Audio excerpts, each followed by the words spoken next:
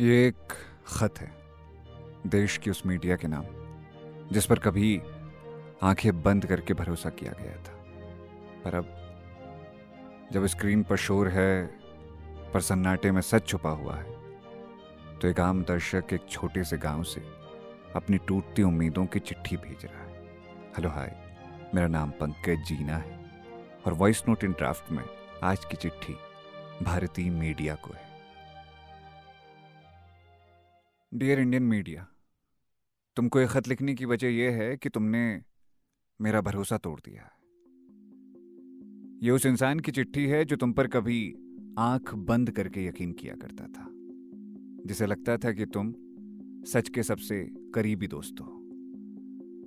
आज मैं पहाड़ के एक छोटे से गांव में बैठा तुम्हें ये चिट्ठी इसीलिए लिख रहा हूं क्योंकि मेरे जैसे लाखों लोग हैं जो अब तुम्हें देखकर टीवी का वॉल्यूम कम कर देते हैं या चैनल बदल देते हैं या फिर टीवी देखना ही छोड़ चुके हैं।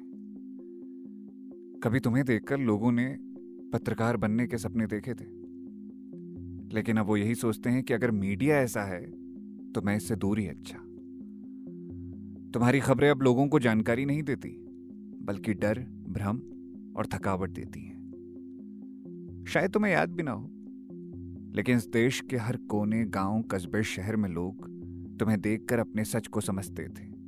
तुमसे उम्मीद की जाती थी कि तुम चुप रहने वालों की आवाज बनोगे, लेकिन अब तुम टीआरपी की होड़ में शोर और सनसनी के गुलाम बन चुके हो। तुम्हारी स्टूडियो की चकाचौंध में शायद वो सच गुम हो गया जो किसी गांव के स्कूल में बच्चों की टूटती दीवारों में था या किसी किसान की पथरीली जमीन में छिपी सिसकी में। तुम्हारी बहसें अब मुद्दों पर नहीं होती बल्कि उन चेहरों पर होती है जिनसे लोगों का वास्ता ही नहीं। तुम सचिन सीमा की लव स्टोरी पर घंटों बहस कर सकते हो, लेकिन किसी गायब हुई पंचायत योजना या किसी मजदूर की मौत की खबर पर चुप रह जाते हो। क्या तुम्हें ये सब करते हुए कभी भीतर से आवाज नहीं आती? हमारे देश में इस वक्त हालात संवेदनशील हैं। हम सब डरे हुए हैं, चिंतित हैं, और ऐसे समय में हमें चाहिए एक ठहराव भरी, जिम्मेदार और भरोसेमंद मीडिया। लेकिन तुम तो उल्टा आग में घी डालने का काम कर रहे हो। रात के 12 बजे जब देश सो रहा होता है तब तुम्हारे न्यूज रूम में अफवाहें जन्म लेती हैं। कभी बिना पुष्टि के बिग ब्रेकिंग चला देते हो तो कभी किसी की आवाज को उस वक्त तक चिल्लाकर दबा देते हो जब तक वो थककर चुप ना हो जाए।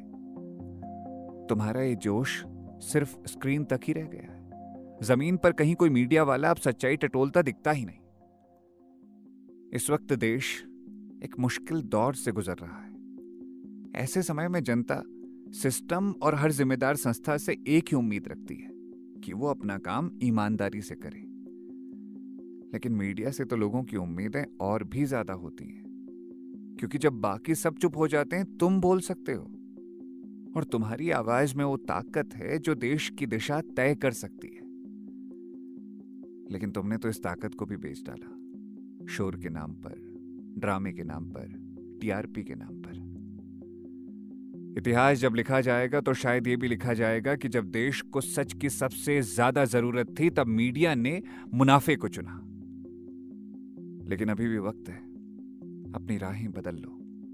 लौट आओ कैमरे और शब्दों की उस दुनिया में जहां सच्चाई, संवेदनशीलता और जिम्मेदारी सबसे ऊपर होती है।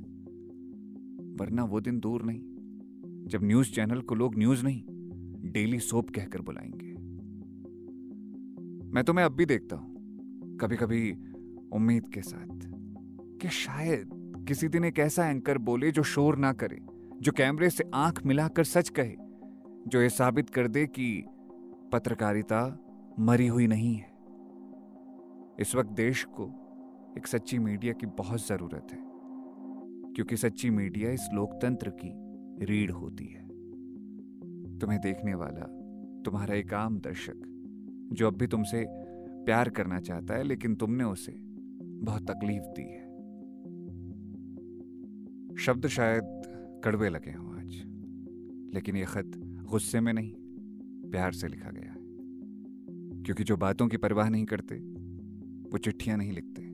शायद हमें अब भी उम्मीद है इंडियन मीडिया से कि एक दिन वो जरूर बदलेगी।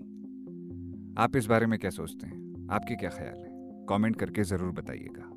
अगला खत हमें किसे लिखना चाहिए, इस बारे में भी आप कमेंट कर सकते हैं। सुनते रहिए वॉइस नोट इन ड्राफ्ट। मेरा नाम है पंकज जीना।